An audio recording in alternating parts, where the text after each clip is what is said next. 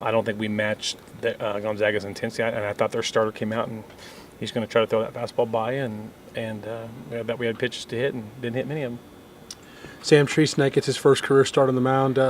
Looked all right for the first 3 innings. Ran himself into trouble, but he got some double plays behind him, and then just was a pitch count in the fourth, or was he just out of gas? Well, he's just, he's 3-1 all night long, and give Sam some credit. Early, he did get induced to double plays, but balls were hit right at guys, and it just you can't pitch like that. You can't pitch down in the count all the time because bad things are eventually going to happen, and they did. I thought they might happen earlier against a team like Gonzaga, but we gotta.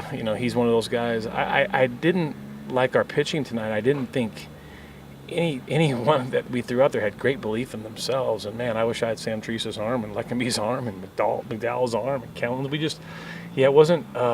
It wasn't as clean as I sure liked it to be.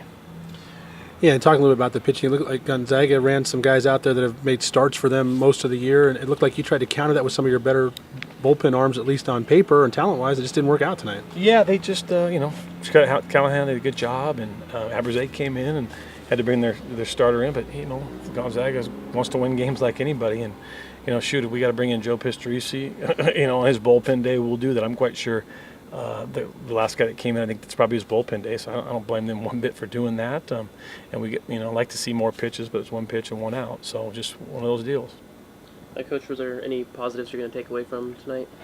No, it's hard to find it. Just if you watch the game, how flat we were. It's a frustrating team right now because we've been so good and we've been so bad. We're just back and forth. We're just flipping coins, and we got to find some consistency. And as a coach, I got to make sure I got to find a way to get these guys to show up to play every single day. And you don't want to take anything away from your opponent, but I just don't believe that, in the last 2 weeks on Tuesdays, we've showed up and gave Gonzaga our best game. So that's not their fault. That's my fault, and I got to figure out a way to get that done. And it's frustrating right now. It's really frustrating to not know who you're going to coach when they show up at the ballgame.